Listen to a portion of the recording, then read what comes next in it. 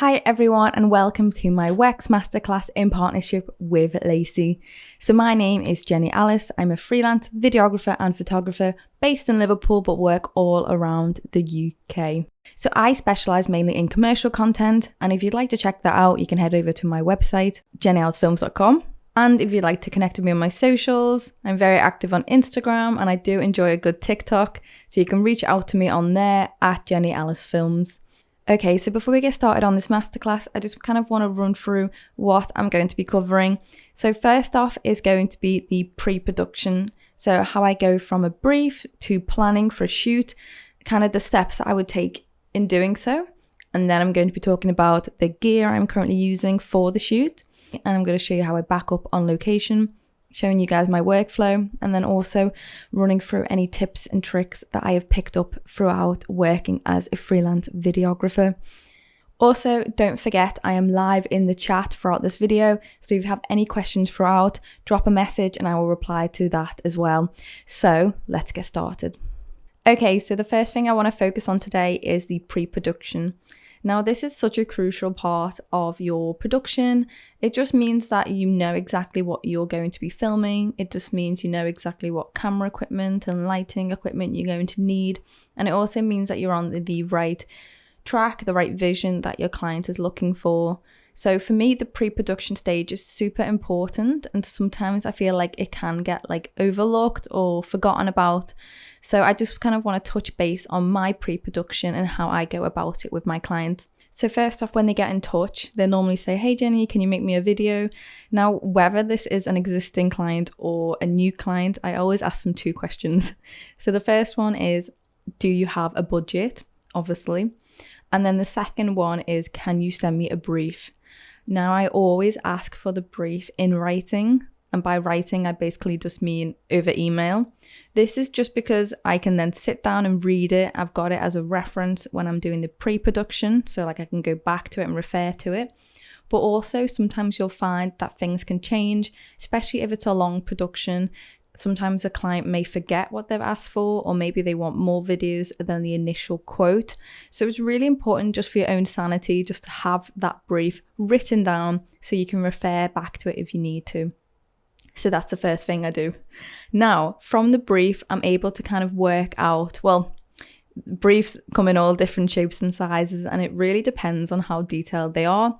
Sometimes they'll be super detailed, and other times they'll be 3 or 4 sentences. So this is when it's your chance as a professional to ask questions, to really delve in deep and figure out, what am I going to be filming? So things like, how long are the videos going to be? Where am I going to be filming them? Where are they going to be posted? There's so many questions that you really need to ask. Something that really helps me is if I ask for references. So for example, if it's a music video, do you have references of other music videos that you like? Do you have references of videos that maybe you don't like? Just so that you can avoid doing something that maybe they don't want in the video. So from the brief, I will create the quote, and then from the quote, I will create the script, the storyboard, the shot list, whether I need lighting, sound, cast and crew. All of these things are answered through the pre-production phase. So in regards to writing a shot list or creating a storyboard, I find that they're really important. It just allows me to see the shots more visually, see if they work together on paper. But also, if I'm doing a shot list, it just means if you go on set sometimes, most times it is very busy and there's a lot going on.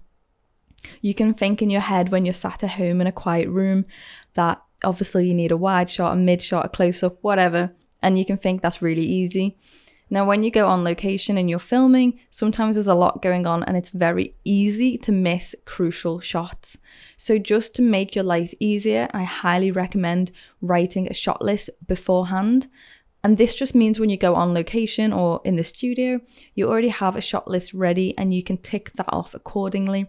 And then you can do extra shots, but and you have that peace of mind that you've done the shots that you needed to do. So a tip from me is, if you are going to be using music in your video, is to try and get it approved in the pre-production phase. This just means that you can listen to the music, you can visualize how you want this production to look. And it also means if you're storyboarding, creating a shot list, you can listen to the music and you can visualize how you want this production to look. What message do you want to create? How do you want the audience to feel? And through choosing the music, it's such a big factor, and you can really imagine how you're going to shoot this, and you can create a storyboard from that. The next thing is really important for me is scheduling time.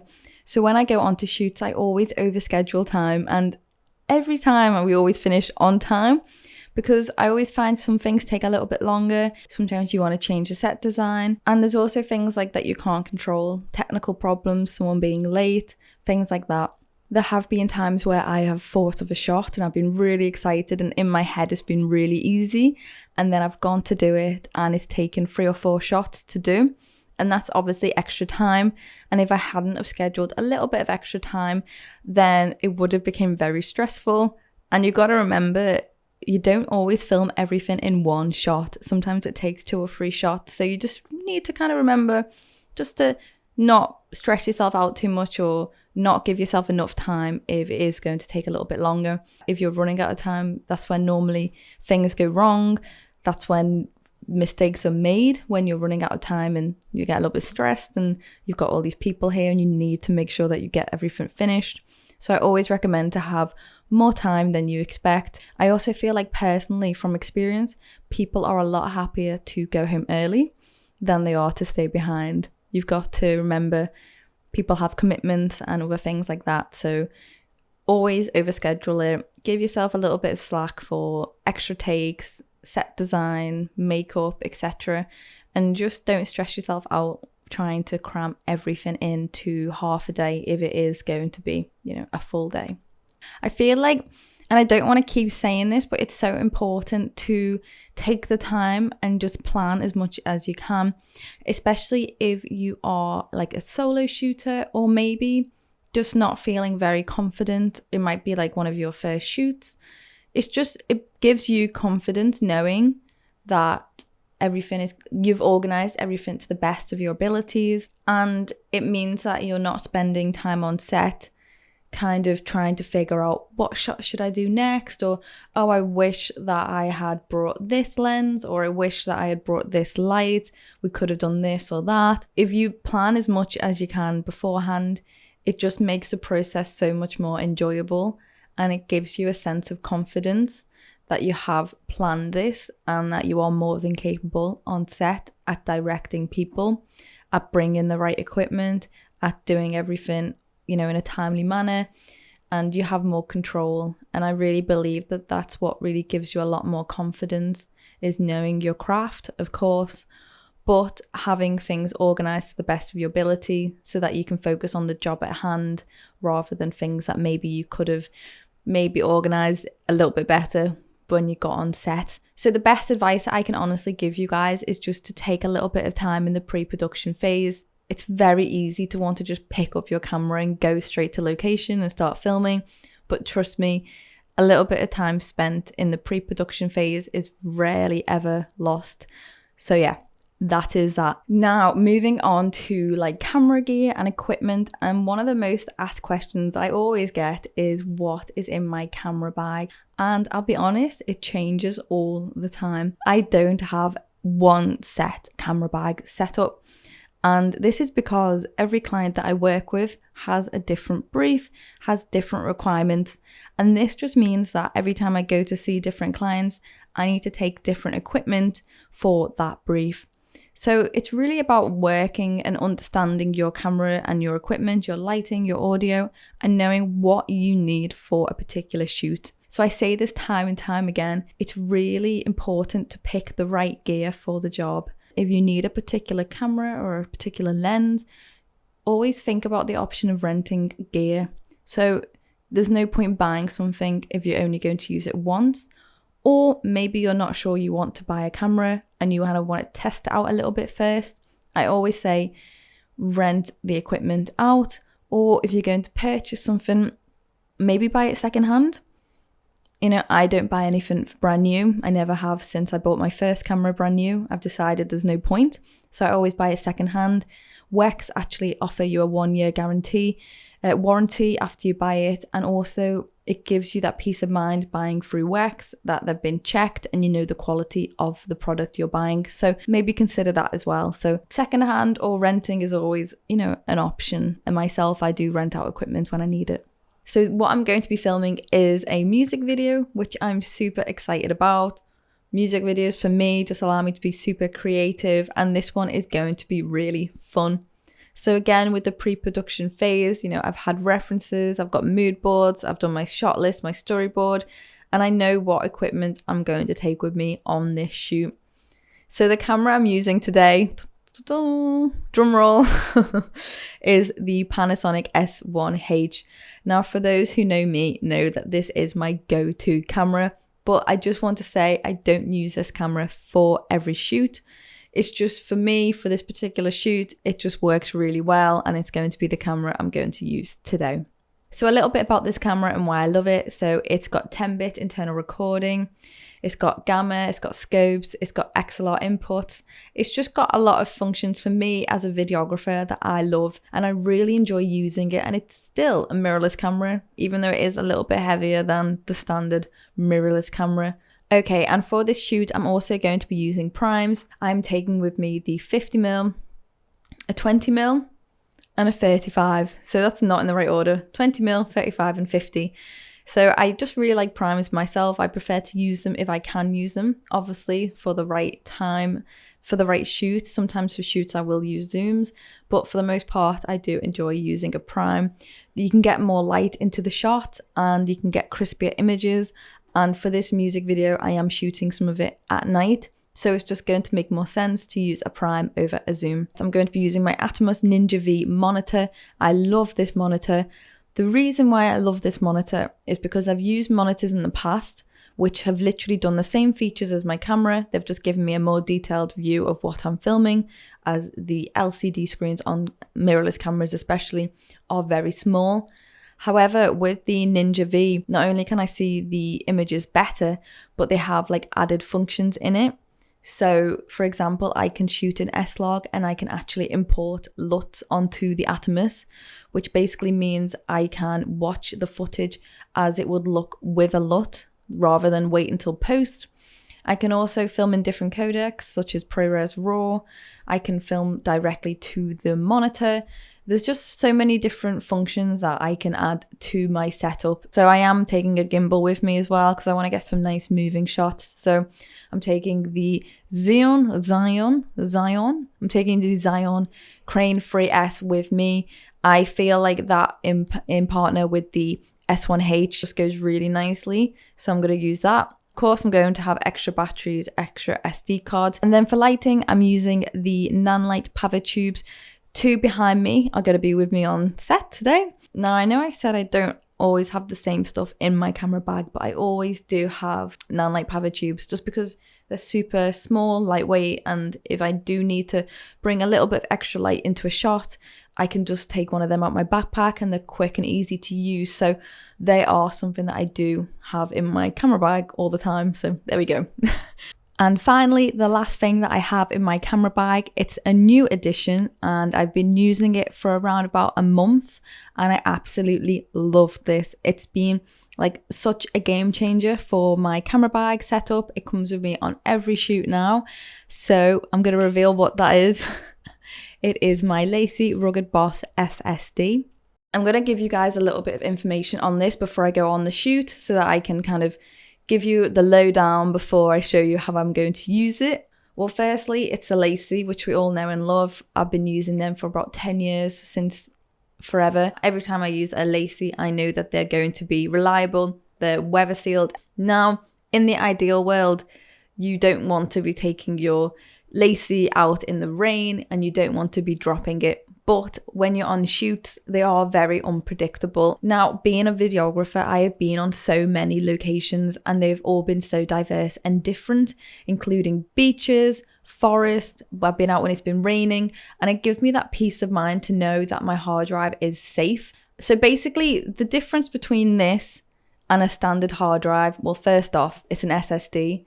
So obviously you guys know what an SSD is, right? So if you don't know what an SSD is, basically it's a solid state drive, which is different to a standard hard drive. It just means when you use a normal hard drive, there's a lot of moving components in it. It's a lot easier to drop it and lose your footage. So with a solid state drive, it literally is in the name. It's just there's no moving compartments in it, and it means that your footage on the hard drive is so much safer. They're also a lot quicker to edit on, so it improves your workflow, and they also last a lot longer. So I always say to anyone who is a videographer to invest in an SSD over a normal hard drive, especially if you're going to be editing off it. It will save you so much time. So the real reason why I've been carrying this in my camera bag and it's been like my go-to addition to my setup is because it's not only an SSD, I can actually use this as like a portable computer. So I'm going to explain that a little bit more. I can back up my footage whilst I am on location without a computer. One of the most time-consuming things for me as a videographer is backing up content. So I spend an entire day on a shoot, and then I get back, and then I need to spend the next few hours backing up my footage. Recently, I've been using the LaCie Rugged Boss, and the reason why I love it is because I can basically transfer all my footage straight over on location. So I can take my SD card out my camera, I can back it all up, and that means as soon as I get back, I can start editing straight away. So I'm just going to explain kind of the process of what happens when I plug in my SD card into the LaCie. It will come up with a status screen, which will say, do you want to copy the files over? I'm going to say yes. And then once it starts copying, it will say the status of how much is copied over. And then once it's complete, it will come up and say complete. So I'm going to run through the ports really quick. So we have the charging port, we have the USB, the USB-C, the SD, and then this one is basically for your phones. So you can use this to plug in your phones. Now, there was part of me that did worry at first when I first used this, and I backed up all the footage and I was too scared to format my SD card. I thought, what if it hasn't all transferred over? Which I think is a pretty normal worry, right?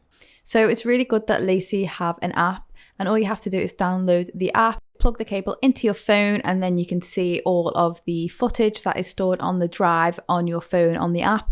And it doesn't matter what phone you have, LaCie provide 3 different cables. So one's Lightning, one is USB-C, and one is micro USB. So it pretty much has you covered for all the aspects there.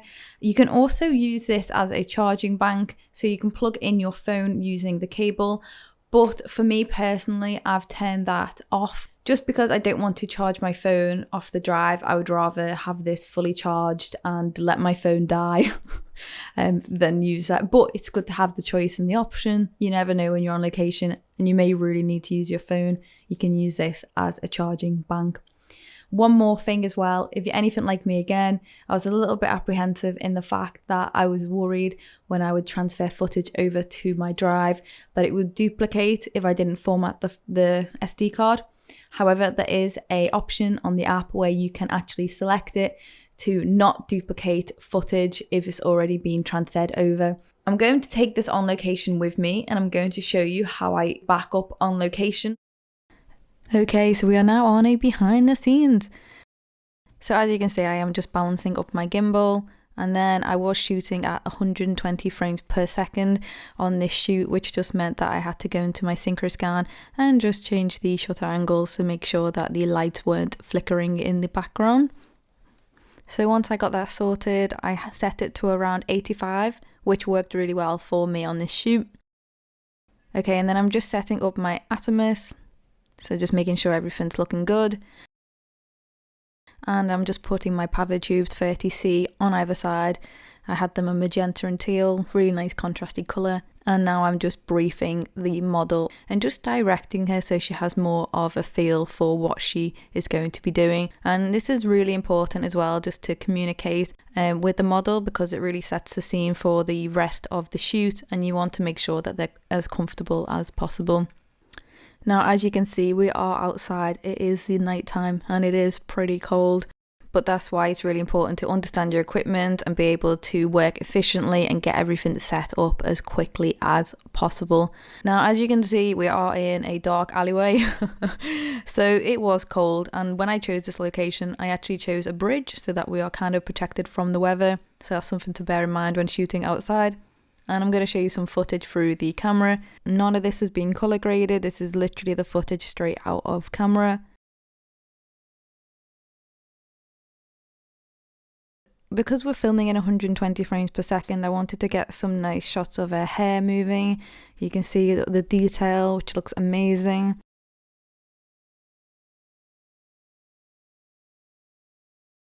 I am also shooting on a vintage lens, which I feel like gives you a nice creamy look to the image. And one of the reasons why I wanted to take you on this particular shoot is I just wanted to show you how you can create something that looks quite magical and really artistic with literally just 2 power tubes under a bridge.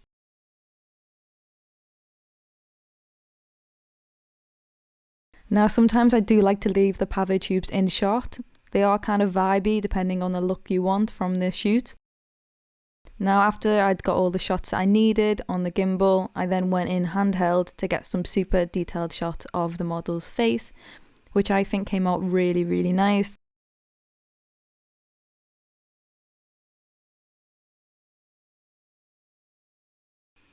Now, once we wrapped, the camera was still recording, and I wanted to add this little clip, and I feel like this clip here, shows that we had a really great time filming. And this is why I feel like it's super important. Again, I say it time and time again, to schedule your time, to make sure that you understand your equipment, you've been location scouting, so that you can literally turn up on a cold night and set up super quick, and it can just be an enjoyable experience.